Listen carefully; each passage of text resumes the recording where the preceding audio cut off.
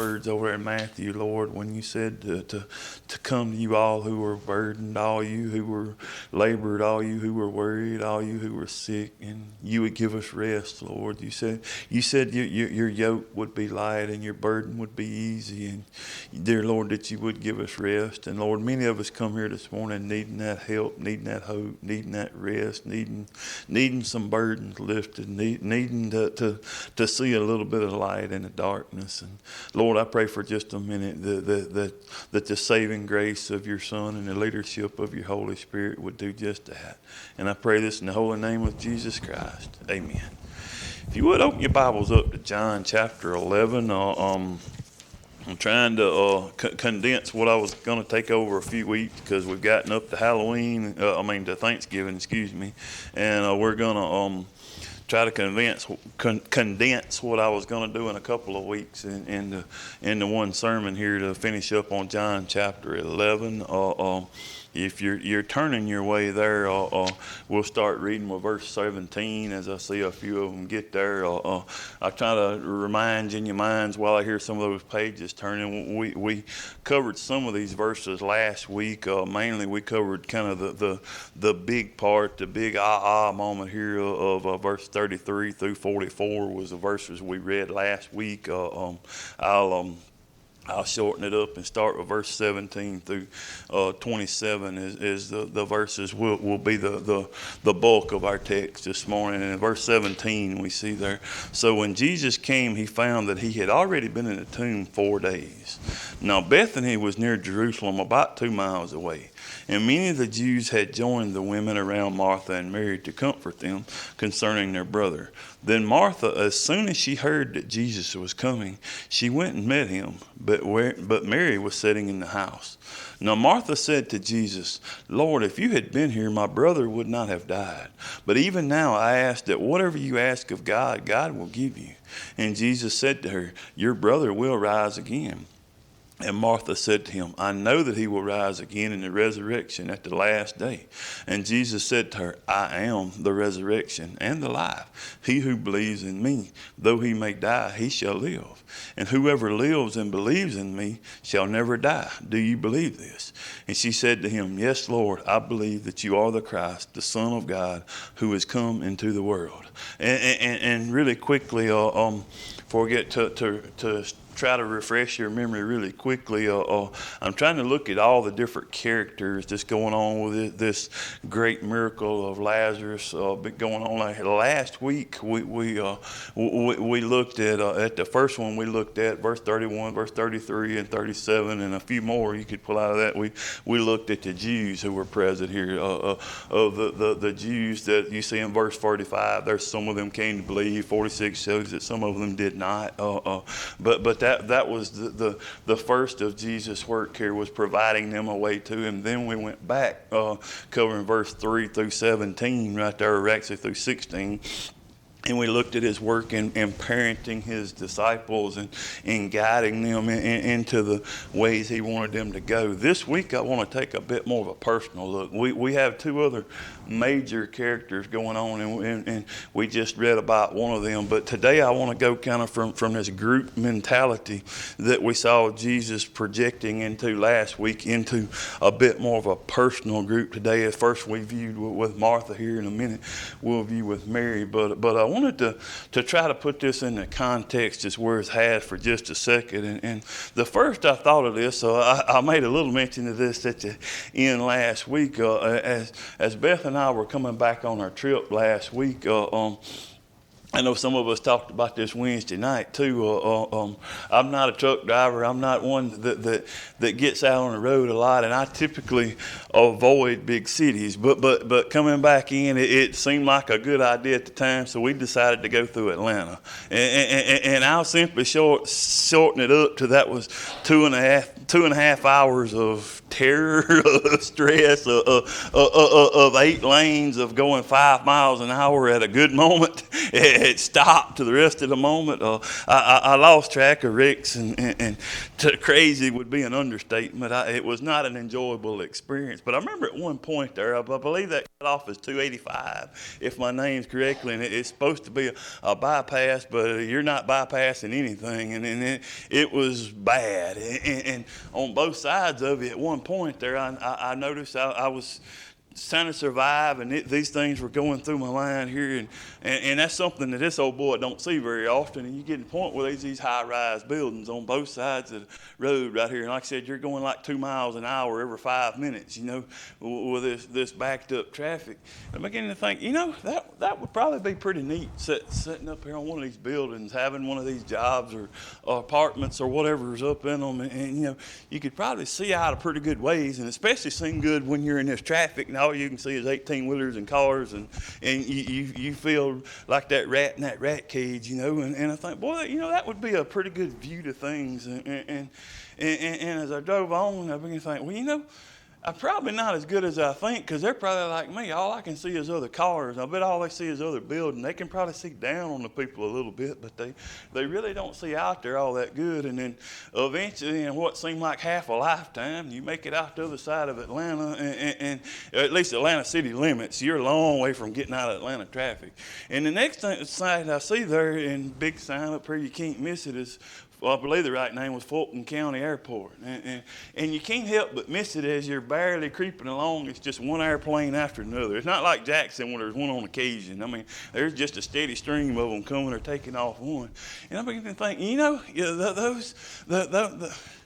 there's the view I want. There's the view that's got to be pretty incredible, is in those airplanes. I've only flown one time, and I remember it, and it got me to think, now there's a view more like John's trying to bring you right here. Realize John's trying to bring you not a traffic view. He's not trying to bring you a high-rise building view. He's trying to give us an airplane view of exactly who God is, of exactly who Jesus is, of exactly what Jesus does, of exactly how great Jesus is. And he's trying to give us that view in the midst of all this crazy stuff. So see, if we back up in John right here, I told you, remember this last week, this is the 7th miracle. Jesus does 7 miracles within the book of John. This is the highest, the biggest view. He's trying to tell you, here's the best view I can give you of exactly how extraordinary Jesus is. How we get our views as ordinary, but he's something quite extraordinary. You see, if you back all the way up to chapter 2, and we started there some weeks ago now,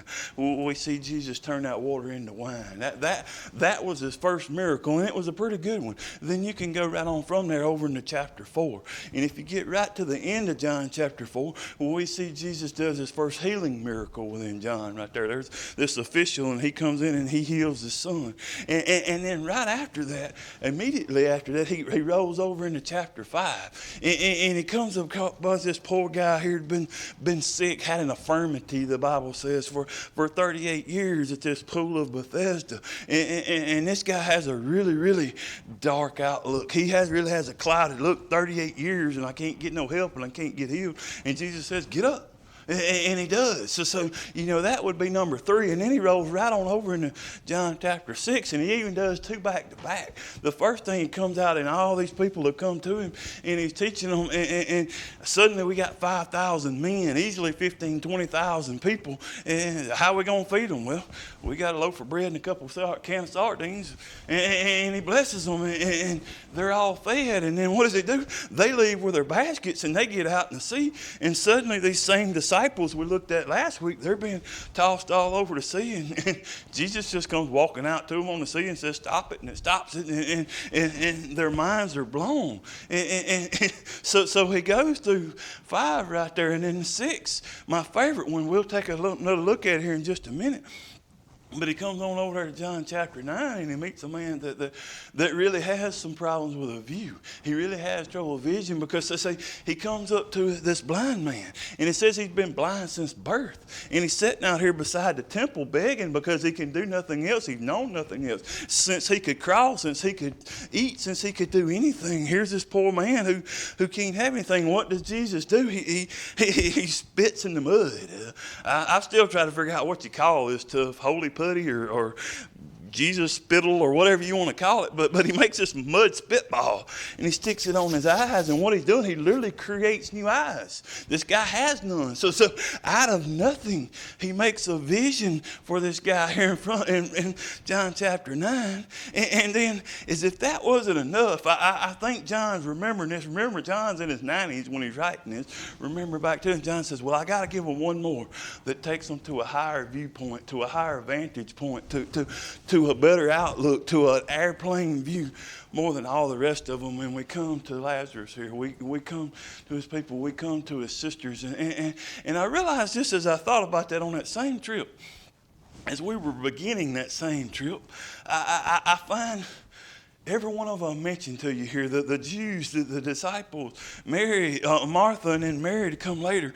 I find them kind of where I was this morning, and Beth's got pictures of this, and I can prove this one. We was on, it'd be Highway 64, and we've just gotten into a piece into North Carolina, and the visions of things are just stunning. I mean, the views are gorgeous, and it's kind of small country road, and we're just getting close to a city called Franklin, North Carolina. And I hadn't paid it too much attention because I've been enjoying the trip. It's more or less 9 o'clock in the morning. The sun's warming up one side of the mountain, and the other side of the mountain's still cold, and there's plenty of tourists riding everywhere, and riding along here, and I didn't think about it till I saw the sign that we've been going up a grade for a long time. It's kind of like we've been climbing and climbing and climbing. I didn't even realize it. You know, I think Beth's ears was popping, but mine wasn't. But we were higher than we realized, higher than I thought. And then I don't know why I only saw those in North Carolina. You see these signs, y'all who've been in the mountains know what I'm talking about, steep grade, and that makes my heart flutter a little bit. I'm not used to driving in the mountains. Going up ain't so bad. Coming down, that's a little more scary on me. And I don't know why, but North Carolina, they put the percentage grade on there. I don't know. Denny could probably tell me who does that and who doesn't. That's the only place I saw it. But something about putting that number on there makes it even a little more scary to me.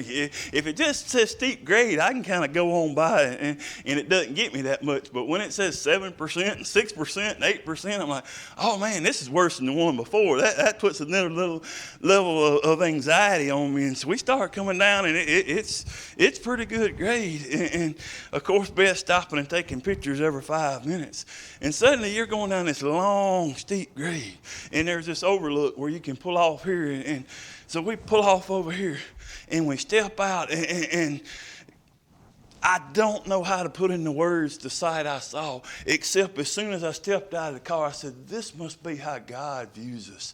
Literally, as you look out, it's one of these perfect hallmark moments. The sun's barely capping over the mountains and lighting up this huge valley below us. And there's not a peak anywhere that's as high as you are. You're looking down upon all the other ones. And the colors and all the scenery just takes your breath away. And as we stood there and took pictures and talked and discussed and all kind of scriptures about eagles and how things are going through my mind as I see this view, and I'm thinking, you know, this has got to be an airplane view. This has got to be a God view. And then I realized, you know, where I'm headed to is a town called Franklin. From what I've seen, it was probably roughly the size of Brookhaven. And I realized, you know, as I'm looking at this, one of the things that made it so stunning was about halfway down in this big valley, all these things was the clouds. It's one of the few times in my life where I've ever looked down upon clouds. Now, I've been in clouds, and I've looked up at clouds, and I've even run from a few clouds and hid from a few clouds. But it's the only time I've ever stood on dirt and looked down upon clouds. And I'm going to think, what a marvelous sight. How great is this? And then I begin to realize, you know, those people down there in that city, first off, how many of them even realize what they see every day? You know, think about that for a minute. You know, many of these people here, they're blinded. Each day they're encountering some of the greatest scenery in the world. And I know some was calling me all kind of cuss words because they're blowing by me every 5 minutes on the highway. They come through these curves that says 25 doing 85. And you see, they have gotten so used to the splendor and so used to the glory and so used to these marvelous things that were around them, they've been blinded by repetition. They've been blinded by seeing it every day. They've been blinded by getting used to what was going on and not appreciating it. And then on top of that, they're right in the middle of the cloud. You see, I'm looking down on this marvelous cloud, but they're in the cloud. And I got to thinking, how many of us are like that with God? We've got a God that can do exceedingly and abundantly greater than we all can imagine. We've got a God that's walked on water. We've got a God that's built eyes from nothing. We've got a God that took a ball of mud and breathed into it and Adam popped out. We've got a God that sung a song and the deer popped up. We've got a God that twisted his finger and the sun came into existence. And yet we encounter it every day. And how many of us let our circumstances kind of block us from that? How many of us come here this morning, the bills seem a little bit higher than God does this morning. The work responsibilities seem a little bit taller than what God is this morning. The issues with the children, the issues with the school, the issues with whatever that issue may be. Maybe it's spiritual, maybe it's the sin that's blocking you. Maybe it's emotional and the depression and the stress and the issues are going on and on and on. And we've let that become a cloud between us and God. Maybe it's relational because it's that person that's done us wrong and we just can't forgive them and we just can't get over it. And it goes on and on and on and on. But I thought about that. How many of us within the bonds of Jesus Christ's children? So you say, I'm not talking to the Jews right here that were not believers. I'm talking to the disciples. I'm talking to Martha. I'm talking to Mary here who already believe, who already know, who are already his children. And so often we get in that cloud of life that just we can't realize how high God is and how great he is because circumstances are just like those people in that city, and they just block us off from the great God that's taller and more mighty than all that. I want to bring you a couple of things here real quick this morning to try to bring that into view, to try to show you how personally God's still there, how personally God's still working, how personally God's still there. And y'all who got your Bible still open out with me, flip a couple pages over with me right here because I want to get this background. It shows the points that I want to make with both of these characters today, and it's over in Luke chapter 10. Luke chapter 10, I'll start reading with verse 38 right here. I imagine some of you smarter ones here probably have this memorized. Just very few Thanksgivings you'll hear me go through that you won't hear me refer to these verses right here. But starting in Luke chapter 10, verse 38, says, Now it happened as they went that he entered a certain village. That village would be Bethany, where we're at over here in 11. And a certain woman named Martha, same Martha, welcomed him into her house. And she had a sister called Mary, same Mary we'll see here in just a minute, who also sat at Jesus' feet and heard his word. But Martha was distracted with much serving. And she approached him and said, Lord, do you not care that my sister has left me to serve alone? Therefore tell her to help me. And Jesus answered and said to her, Martha, Martha, you are worried and troubled about many things, but one thing is needed, and Mary has chosen the good part, which will not be taken away. Now notice right here, as we first take this look up on Martha, and I want you to notice something right here. Look at Martha. If you want to get a deeper picture of this when you leave, turn over to chapter 12 right after where I just read to you in John 11. We see this again. We see Martha. She's the worker. She's the go-getter. Nowadays, we would use the term type A personality. You see, what do we see her right here? First, we see her welcoming Jesus. She's right here at the door. She's shaking hands. Come on in. We see a crowd here. We see her directing this cooking committee or whatever you want to call it, this hostess committee. She's got the servants going over here, and this one's getting the wine, and this one's getting the bread, and this one's getting the whatever else it was they eat, and this one's cleaning the bathrooms, and she's pulling out the sinks and everything else she can do to have everything perfect for Jesus. And she's just serving and she's just working and she's going on and on and on and on. And what do we see her at? We see her worried and troubled. Y'all notice that there? Verse 40 especially, Martha was distracted. Verse 41, Martha was worried and troubled. You see, just like those people in that city I was talking about a while ago, they're so busy going to work. They're so busy keeping the lights turned on. They're so busy taking care of mama. They're so busy raising kids. They're so busy anything else that the glory and the splendor and the marvel surrounds them just becomes an everyday humdrum, regular old thing. You see, Martha does the same thing right here. She's got the very Son of God. She's got the chosen one. She's got the Messiah. She's got the Christ standing before her, eating with her, wanting to sit down, wanting to have a great time with her, and she's so blinded by her going and her achieving and her working and her earning that she can't see it, that she misses it. You know, anybody knows me, I'm not really into fictional books and movies. I'm not into dramas and things. But I'm sure some of y'all have read these, and I've not read the books, but I did see the movie of the Left Behind series that was so popular a few years back. Really, really popular. And what I saw of the movie, it was pretty doggone good. But there's one scene I can't ever get out of my mind every time I read this about Martha. And there's one scene in that when I watched it twice now, and it kicks me in the teeth every time I see it. As the events are taking place in that movie, and then suddenly, miraculously, the rapture happens. So suddenly, this has happened, and boom, and everybody's gone, and all the chaos takes place, and all the crazy stuff starts happening after it. And there's this girl, I don't even remember her name now, and she winds up going back to her church because she's left behind, and she walks in the church, and who does she find? The preacher. Now, don't miss that, because I catch it, guys. The preacher ain't supposed to be in. The preacher's supposed to be gone. She might have been left behind, but the preacher ain't supposed to be in. And that's the first thing she says. She sees him, and she says, Pastor, what are you doing here? And he looks at her with the saddest look in his eyes, and he said, you know, I did all the things right, but I did not believe. You see, that's exactly where we find Martha at right here in these verses I read to you. What does it come to right here in verse 21? Notice of John chapter 11. What does he say? Martha said to Jesus, Lord, if you had been here, my brother would not have died. You see, she is so busy. She was so tied up with the repetition of life, with doing the things that she should do. She's just like that pastor in that movie. She just misses what God's doing right here. God's right before her. And he hadn't done what she expected. It hadn't went the way it was supposed to go, and she's totally missing it. God, if you had only been here. See, she misses the point. She's blinded by the repetition and the busyness and the clouds of life that he was already there.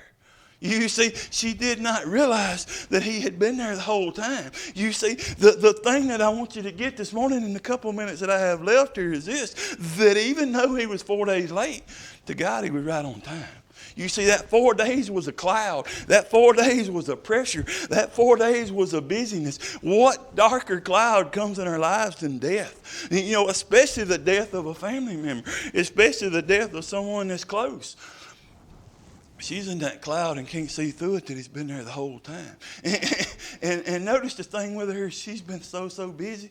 What did Jesus throw at her? I'm the resurrection. I'm the life. He who believes in me, though he may die, shall never live. You see, there's a whole lot of stuff to break down there, but don't miss the first two words, I am. You see, her good Jewish background, all those years of serving those committees at church, all those years of serving in the choir, she knows exactly where he's going. Right back to Exodus chapter 3, when there was a God they couldn't see, when there was a God they couldn't understand, when there was a God that nobody knew quite how he worked and what he was and even what he looked like. And suddenly he comes to Moses, and he comes to him in this burning bush, and he says, I am that I am. And she realizes, I am is here. I am is what I need. I've had the money. I've had the success. I've had the servants. See, Lazarus was rich, so Martha would have been rich too. They had all the things of the world, but what I am is what I need, and what he is what you need this morning. You see, in the middle of your clouds this morning, in the middle of the darkness, in the middle of the pain this morning, what's called to, but where she comes to right here to believe. Remember I told you this last week, believe means to trust. Believe means to put your weight over on. It means literally to depend upon him. You see? And I wanted to read you the verses about Mary, but I've run out of time. But notice one thing you need here. Let me show you one verse if we go on there, because the great thing I want you to get about Martha, as you come to verse 27 here, where she says, you are the Christ. You know, he's persistent.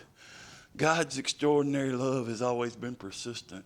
No matter how dark a cloud you're in this morning, no matter how blocked your vision has been of God, he hasn't given up. You see, he's been pursuing Martha since Luke 10 over right there. He's still right here. His great compassions never fail. He's always persistent. But let me show you one more thing right here really quickly. You see in verse 28, she goes and tells her sister Martha. We see Martha struggle with the same things, but I want you to notice two things about Martha right here. You can first pick it up there in verse 28, that she says, teachers come and calling for you. In 29, as soon as she heard, she arose and quickly she came to him. You see, and then where do we find her right here? On down to verse 32. When Mary came where Jesus was, she saw him and she fell down at his feet. Did anybody notice in those verses in Luke chapter 10? A while ago, I believe it was verse 39. Anybody notice where we found Mary at right there? She was bowed down at Jesus' feet. She was at his feet. And what did it say that she had when she bowed at Jesus' feet? It says over there in Luke 10:39 that she had his words. You see, notice one other thing right here really quickly. And the rest of the verses right there where we see Mary. Does Jesus give her the believe speech? Does Jesus come to you, if you believe, you will see all these things? She doesn't have to. She's already had the experience with him. You see, what we see, if we look at Martha and we see persistence, whenever we look at Mary, we see preparation. You see, one of the things that happens at my house this year, whether I really get into it or not, and it ain't good for my waistline, at least I promise you. I'm sure some of you other women may do it too, but my wife really loves to get into the cooking shows. Yesterday when I got up for about 2 hours, it was the Christmas baking competitions and all these cooking shows, Food Channel and whatever name of them are. I don't think there's a one of them that Beth doesn't know intimately on each one of them. And I was thinking of this yesterday as I watched it. It amazes me as they're having this competition and they're making all these different sweets and cakes and stuff that I'm not really supposed to be eating, and it amazed me as I watch them. You know, I can burn a hamburger on a grill. I can scramble an egg. I can even cook old tater every once in a while. But you know, when they get into this stuff here, man, they get way beyond my head. But because I'm sure some of you women know how to bake, but I don't. But it amazes me all the ingredients. They got the eggs and they got the powder and they got the sugar and there's like 45 different things, and they put them together and they start mixing them up and all of a sudden they come out with this batter, and then they take it and they put it over here in the oven. And you see, that's exactly what Jesus has been doing with both of these women. He's been preparing them. He's been taking the ingredients. The ingredients was his word. The ingredients was the belief in him. And he has mixed all these things of his word and their belief together, and he's put it into an oven, and the time has just come perfect. You see, it's kind of like when I was a kid, one of my favorite toys was the Jack in the Box. And what did you do? You cranked on it and you cranked on it and you cranked on it, and you weren't exactly sure when it was going to happen or what was going to happen, but you knew at some time there was a great revelation. At some time, boom, he's going to come out, and you get to see the great prize. And what do they get to see in this moment but that airplane view of this is the resurrection. Not even death can conquer him. Not even blindness can conquer him. Not even lameness can conquer him. The weather can't conquer him. Even when they killed him, they can't conquer him. And in this moment, they begin to bring that into sight. In this moment, they begin to realize, hey, the resurrection's before me. You see, he brings it out of that oven at just the perfect moment. And we see Mary and we see Martha brought to a perfect fruition here in the preparation and the persistence of Jesus Christ. And then let me close you with one thing here, as this one hit me the other day. See, what we see there is a presentation, and let me explain that one in closing here. 3 weeks ago today, my mama fell, broke her hip. I barely walked in the door from work. Bad breaking her hip. I went with her from there to Monticello, from there to Forest General. Spent a lot of time that week and quite a few days since then sitting and contemplating and reading and praying and thinking, sitting in hospital rooms and some pretty dark clouds in my life, guys. And I realized, I thought about it. That happened on Sunday evening. I go back to work Tuesday night. And I got one friend at work that I can kind of rely on, that I can talk to. I hope everybody here has that one friend. I've got one guy I work with like that. And I got a break that night, and I went and talked to him, and I said, hey, man, I want you to pray for my mama. And he gave me the end to ask me, hey, what's going on? Tell me more about it. And I began to tell him, and the doctor said this, and I expect this, and we're going to go over here, and we're going to go over there, and we're going to do all of these different things. And as I was talking, I looked at him and I said, listen to me. Shame on me. He said, what do you mean? I said, here I am asking you to pray for my mama's healing and my mama's deliverance. And what am I doing but putting God over here in a little box? See, I'm sitting here telling God what he can do. I'm sitting here binding God down to my expectations, to my view in the middle of the cloud. I have trouble seeing her walking again. I have trouble seeing her repairing. I have trouble seeing her being independent and living on her life again.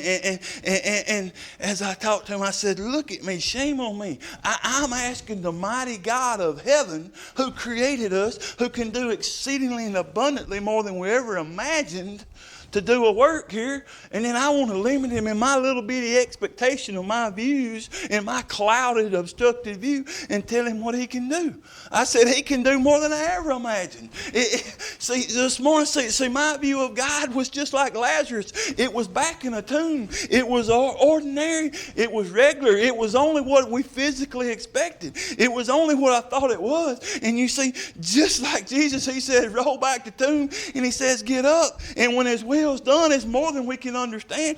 It's more than we can imagine. And see, the thing I want you to get about Mary, find her over in chapter 12, verse 3 around. We find her at the same place again.